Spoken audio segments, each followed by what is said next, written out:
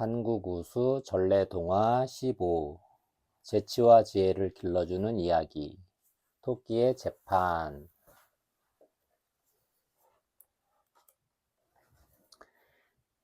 옛날 외딴 마을에 어머니와 아들이 살고 있었어요. 외딴 따로 떨어져 있는. 얘야, 아무래도 내가 오래 못 살 것 같구나. 어머니, 그런 말씀 마세요. 아들은 어머니의 약을 구하러 길을 나섰어요. 아들은 구불구불 산길을 오르다가 밭을 갈고 있는 농부를 만났어요. 이보시오, 산속에는 호랑이가 산다오. 함정을 파놓았지만 아직 잡히지 않았소. 함정, 짐승을 잡으려고 파놓은 구덩이. 농부의 말에 아들은 덜컥 겁이 났어요. 아이고, 큰일이네. 하지만 산속에 들어가야 약을 구할 수 있어. 아들은 어머니를 생각하며 용기를 냈어요. 한낮인데도 산속은 어둑어둑했어요. 어흥, 어흥. 어디선가 호랑이 울음소리가 들려오자 아들은 다리가 후두루들 떨렸어요. 머리카락도 쭈뼛쭈뼛 섰지요. 그래, 호랑이에게 물려가도 정신만 바짝 차리면 살 수 있어. 아들은 조심조심 걸음을 옮겼어요. 어흥, 어흥. 호랑이 울음소리가 점점 가까이에서 들려왔어요. 아들은 두 눈을 동그랗게 뜨고 두리번 주위를 살펴보았지요. 어흥, 어흥, 살려주세요.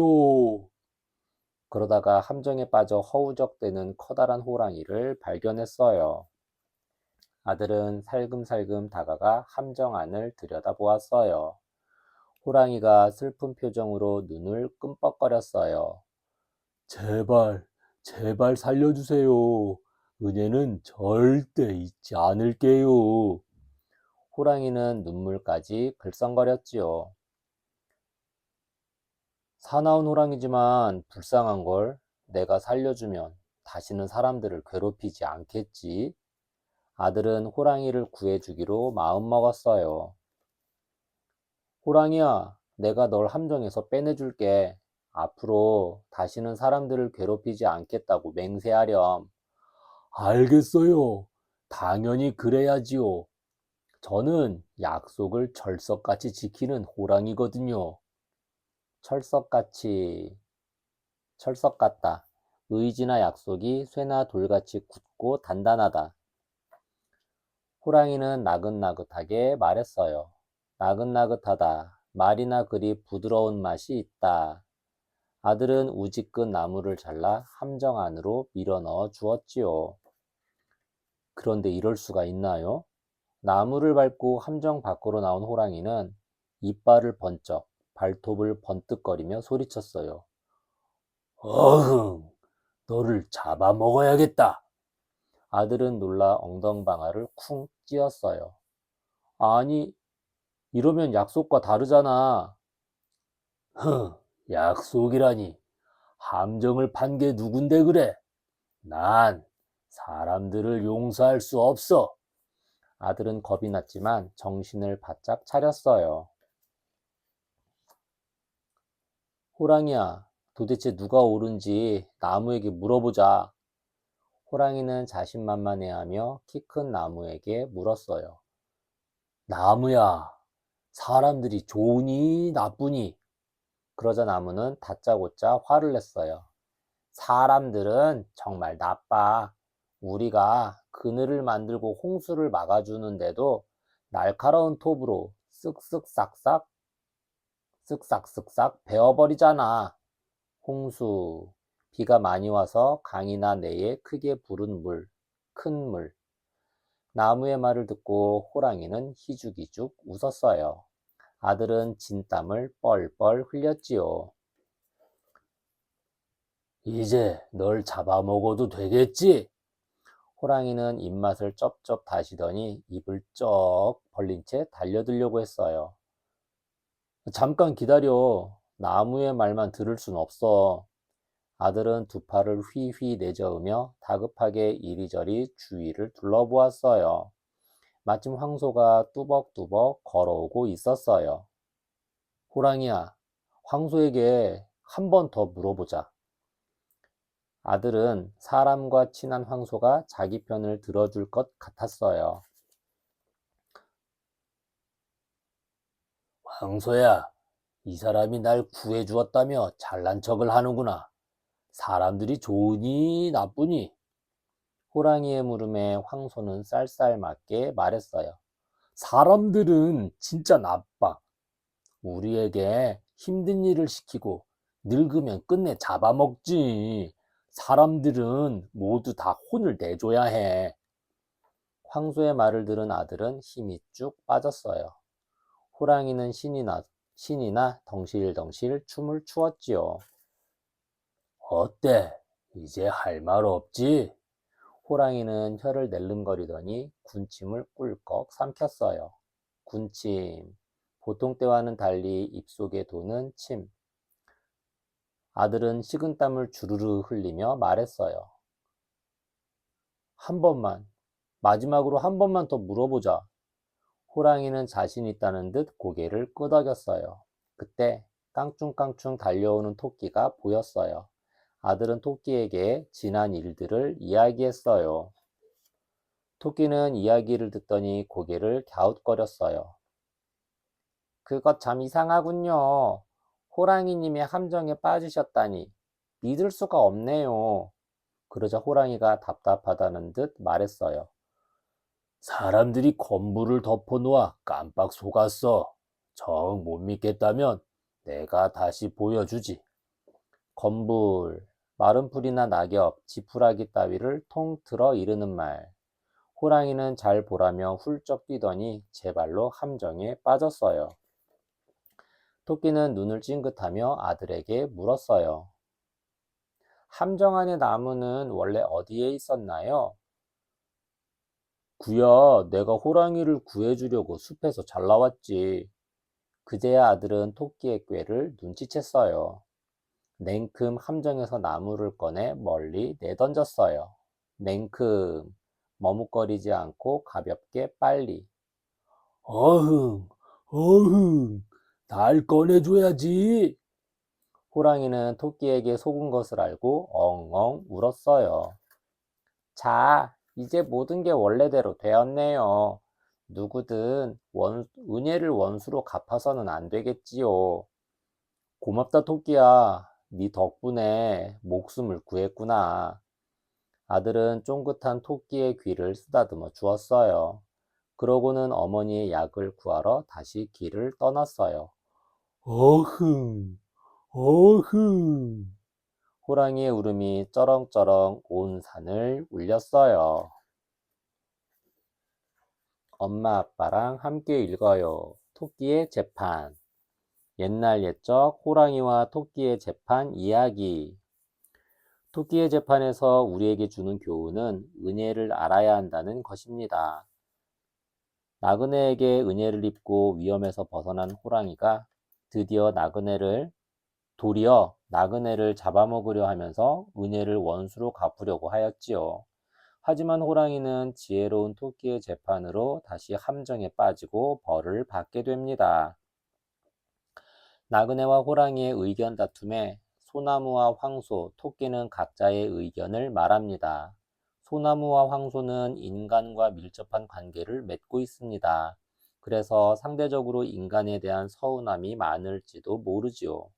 소나무와 황소에 비해 토끼는 비교적 인간과의 관계가 자유롭기 때문에 보다 공정하고 재치 있는 판단을 내릴 수 있었을 것으로 생각됩니다. 또 토끼는 호랑이에게 잡아먹히는 약자이기에 나그네의 편을 들 수밖에 없겠다는 결론도 가능합니다.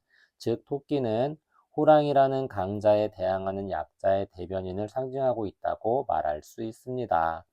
아이들의 입장에서 본다면 은혜를 모르는 호랑이 편을 드는 소나무나 황소가 나쁜 존재로 판가름될 수도 있습니다. 그러므로 이 이야기에서는 소나무와 황소의 입장도 깊이 생각해 볼 수 있는 기회를 갖는 것도 중요합니다.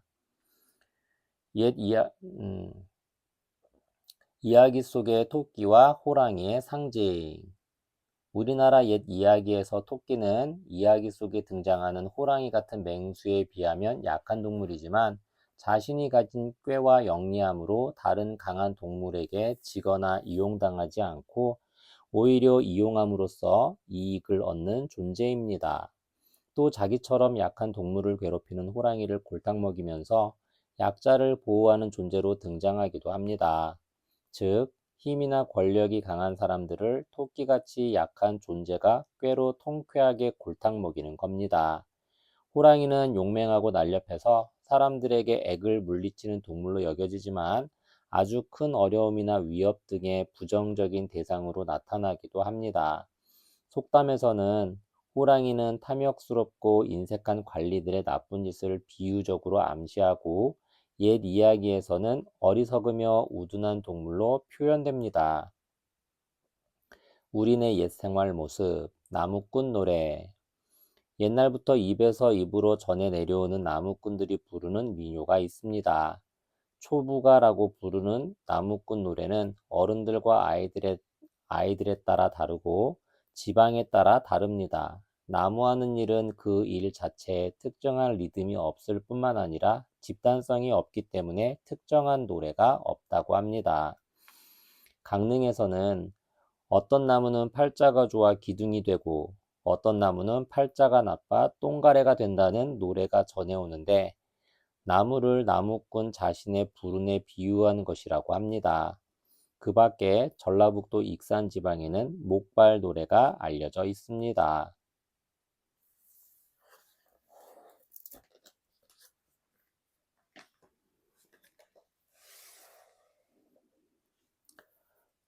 어느 나그네가 산길을 가다가 함정에 빠진 호랑이를 구해주었어요. 그런데 호랑이는 목숨을 구해준 나그네를 잡아먹으려고 했어요. 사람들이 판 함정에 자기가 빠졌으니 사람을 대표해서 나그네를 잡아먹겠다는 거였지요. 게다가 곁에 서 있던 나무도 사람들이 나쁘다고 호랑이 편을 드는 거예요. 시원한 그늘을 만들어주고 홍수도 막아주는데 사람들이 나무를 함부로 베어 못 살게 군다는 거예요. 나그네는 너무나도 억울해서 황소에게도 물어봤어요. 하지만 황소도 사람을 위해서 열심히 일을 해주는데 사람들이 자기네를 잡아먹는다면서 호랑이 편을 들었어요. 나그네는 꼼짝없이 죽을 것만 같았어요. 하지만 그때 숲을 속에서 토끼가 깡충깡충 뛰어와 아주 통쾌한 재판을 해 주었답니다. 토끼는 어떤 재판을 했을까요? 퀴즈. 1. 호랑이는 어떻게 하다가 함정에 빠졌나요? 2. 나무는 호랑이와 나그네 중 누구 편을 들었나요? 3. 황소는 왜 사람들이 나쁘다고 했나요? 4. 토끼는 호랑이가 왜 혼이 나야 한다고 했나요?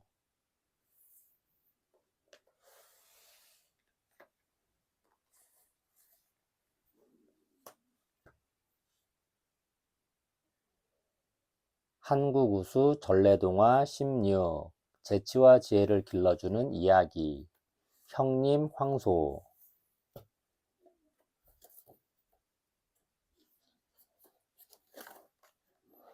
옛날 어느 산골 마을에 형제가 살았어요. 산골, 산속의 외진 곳. 형제는 부지런히 농사를 지어 소를 살 만큼 돈을 모았어요. 아우야, 이제 우리도 소를 한 마리 사자. 그래요, 형님. 잘생긴 놈으로 사요. 소를 살 생각을 하니 형제는 기분이 아주 좋아졌어요. 다음 날, 형제는 시장으로 달려갔어요. 야, 그놈 참 잘생겼네. 형이 황소 한 마리를 보고 엉덩이를 탁 쳤어요. 그럼요, 우리 소처럼 그럼요, 우리 소처럼 잘생긴 소는 없지요. 황소 주인은 자랑스럽게 말했어요. 그때 아우가 슬그머니 딴전을 부렸어요. 딴전. 그 자리에서 일어나고 있는 일과 아주 관계가 없는 일이나 짓.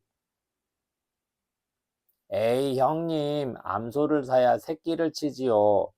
그러자 황소 주인이 큰 소리로 말했어요. 무슨 말씀을? 농사에는 황소가 최고랍니다.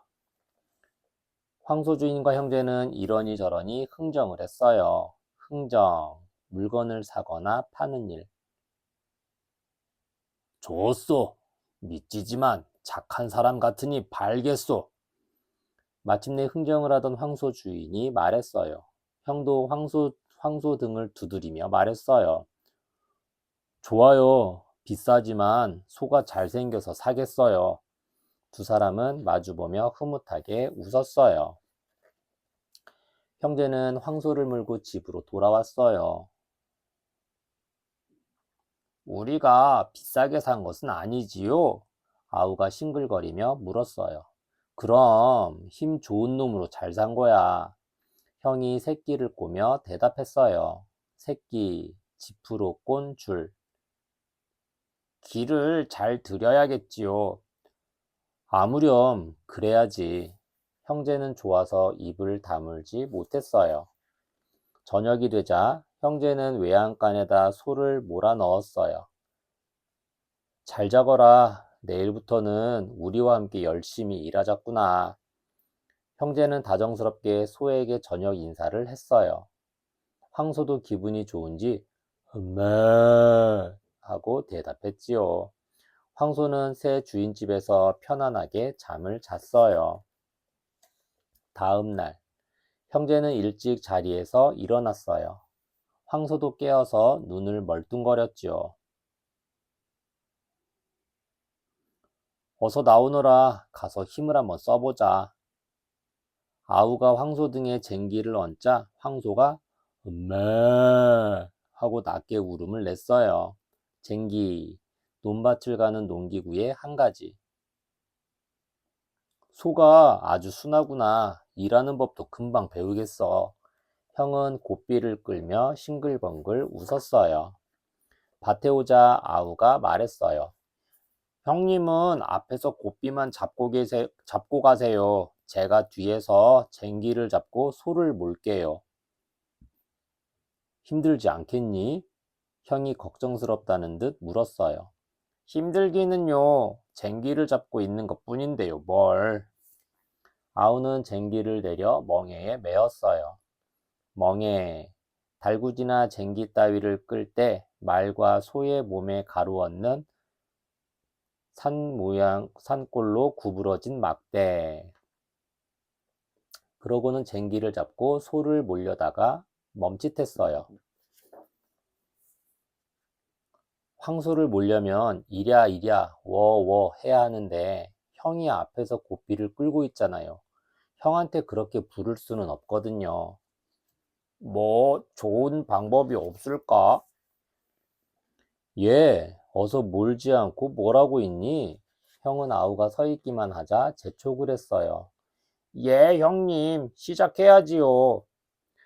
아우는 할 수 없이 형에게 말하듯 황소를 몰았어요.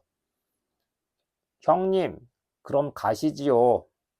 그래, 가보자꾸나. 형님, 왼쪽으로 가세요. 형은 왼쪽으로 고삐를 당겼어요. 엄마. 황소도 왼쪽으로 쟁기를 끌었어요. 형님, 오른쪽으로 가세요. 형은 오른쪽으로 고삐를 당겼어요. 엄마. 황소도 오른쪽으로 쟁기를 끌었어요. 아우가 형님을 부를 때마다 황소는 꼭 음매하고 울음소리를 냈어요. 마치 오냐 하고 대답하는 것 같았어요. 형제와 황소는 일을 마치고 집에 돌아왔어요. 형은 황소가 일을 잘해서 기분이 좋았어요. 그래서 여물을 많이 주고 머리도 쓰다듬어 주었지요. 여물, 소를 먹이려고 말려서 썬 짚이나 풀 따위. 하지만 아우는 기분이 나쁜 듯 흘겨보았어요. 저놈이 하루 종일 형님이라고 불러주니까 자기가 형님인 줄 아나 본데 나 혼자 있을 때 보자. 황소는 아우의 마음을 아는지 모르는지 매 하고 기분 좋은 소리를 냈어요. 며칠 뒤였어요. 형이 읍내에 볼 일이 있어 나들이를 갔어요. 아우는 혼자서 일을 하게 되었지요. 이놈, 오늘은 네가 형님이 아니라는 걸 가르쳐 주마. 밭에 나온 아우는 쟁기를 잡고는 큰 소리로 외쳤어요. 이랴, 이놈의 소야, 어서 가자. 어? 그런데 황소가 움직이질 않는 것이었어요. 이랴, 가자니까, 이랴. 아무리 소리를 질러도 황소는 꿈쩍도 안 했지요. 너 왜 그래? 왜 일을 안 하는 거야? 소리를 지르다 지친 아우는 울상이 되었어요. 소야, 어서 가자. 집에 가서 염을 많이 줄게. 아우는 이번에는 달래듯 황소를 몰아보았어요. 황소는 여전히 움직이지 않았어요. 어휴, 이놈아, 오늘 이 밭을 안 갈면 형님께 혼난단 말이야. 황소는 아우가 형님 소리를 하자 움직이기 시작했어요. 아하, 이제 보니 이놈이 아우는 그제야 깨달았어요. 황소는 형님이라고 불러야 일을 하는 것이었어요. 어휴, 내 팔자야. 황소를 형님으로 모시게 되다니. 아우는 매우 난처했지만 별 수가 없었어요. 난처하다. 이럴 수도 없고 저럴 수도 없이 딱하다. 형님, 왼쪽으로 가세요. 음메. 형님, 거기서 도세요. 음메. 이렇게 황소를 형님으로 모시며 일할 수밖에 없었답니다. 엄마 아빠랑 함께 읽어요. 형님 황소. 옛날 옛적 형제와 황소 이야기. 사이 좋은 형제가 시장에 가서 황소 한 마리를 사옵니다. 형은 황소의 고삐를 잡고 앞에서 끌고 동생은 뒤에서 쟁기를 밉니다. 동생은 형 때문에 소를 향해 형님이라고 부르게 되지요. 소는 그 말에 길들여졌고 형님이라는 소리를 들어야만 움직이게 되었다는 재미있는 이야기입니다. 농경사회에서는 사람의 일을 덜어주는 가축이 재산이자 가족이었지요. 형님 황소도 이와 같은 농경사회에서 충분히 일어날 수 있는 일을 담은 이야기입니다. 순박한 시골 형제의 마음씨는 이야기를 읽는 사람으로 하여금 저절로 미소가 우러나게 만듭니다. 우리의 옛 어른들은 말 못하는 짐승이라 할지라도 사람 못지않은 정을 주었습니다. 무거운 쟁기를 지고 힘들지만 묵묵히 밭을 가는 가축을 달래고 어르면서 그들이 기분 상하지 않게 배려하는 옛 어른들의 모습은 참된 노동의 근원이 어디에서 비롯되는 것인지를 가르쳐 줍니다. 지금은 농사일도 기계화가 많이 이루어져 소를 몰고 밭을 가는 모습은 보기 어렵게 되었지만 이와 같은 옛날 이야기를 통해서 사람과 짐승이 서로 마음을 나누며 함께 일하던 때가 있었다는 사실을 되새겨보는 것도 좋을 듯합니다. 동방예의지국 우리나라. 예부터 중국은 우리나라를 동방예의지국이라 불렀습니다. 동쪽에 있는 예의를 잘 지키는 나라라는 뜻입니다. 우리 조상들은 다른 사람들을 배려할 줄 알고 길을 갈 때는 서로 먼저 가라 양보했고 음식을 먹을 때도 손님에게 먼저 권했습니다. 우리 전통 예절의 바탕에는 삼강오륜이 있었습니다. 삼강은 임금과 신하, 아버지와 자식, 남편과 아내 사이에 마땅히 지켜야 할 도리를 뜻합니다. 오륜은 아버지와 아들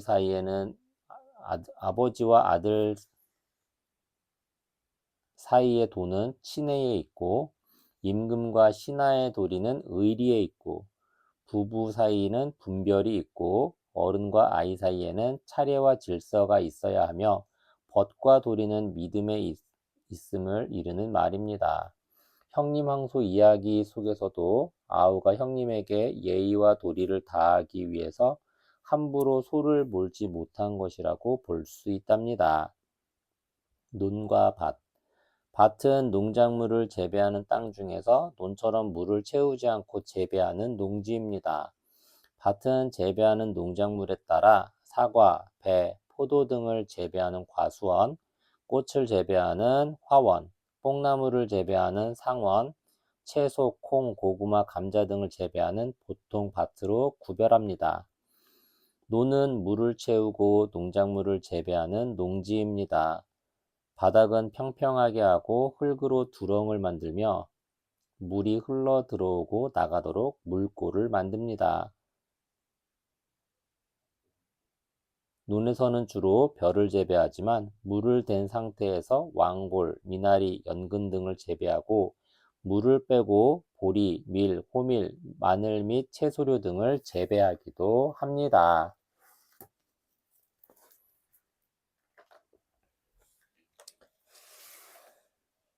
사이좋은 형제가 열심히 일을 해서 황소를 살 수 있는 돈을 모았어요. 형제는 우시장에 가서 아주 튼튼하고 듬직한 황소 한 마리를 사왔답니다. 형제는 아침 일찍 황소를 데리고 밭으로 나갔어요. 형님이 앞에서 황소의 고삐를 잡아 끌고 아우가 뒤에서 쟁기를 밀며 황소에게 일을 가르치기로 했어요. 그런데 곤란한 일이 생겼지 뭐예요. 앞에서 형님이 황소의 고삐를 잡고 있으니 아우가 이랴이랴 몰며 일을 시켰다간 형님을 황소 취급하는 게 되지 않겠어요? 그래서 아우는 형님을 기준으로 해서 소를 몰기로 했지요. 형님 왼쪽으로 가세요. 형님 거기서 도세요. 아우가 말을 할 때마다 황소는 마치 자기가 형님이라도 되는 듯 음매음매 대답을 하며 열심히 일을 배웠답니다. 아우는 그런 황소가 못마땅했지만 어쩔 수 없었어요. 아우와 황소 단 둘이 밭을 갈러 나갔을 때 둘 사이에 어떤 일이 일어났을까요? 퀴즈 1. 형제가 열심히 일해서 산 것은 무엇인가요? 2. 황소에게 씌워 밭을 가는 도구는 무엇일까요? 3. 아우는 왜 황소에게 존댓말을 했나요? 4. 아우와 황소 단 둘이 일할 때 황소는 처음에 왜 꼼짝도 하지 않았나요?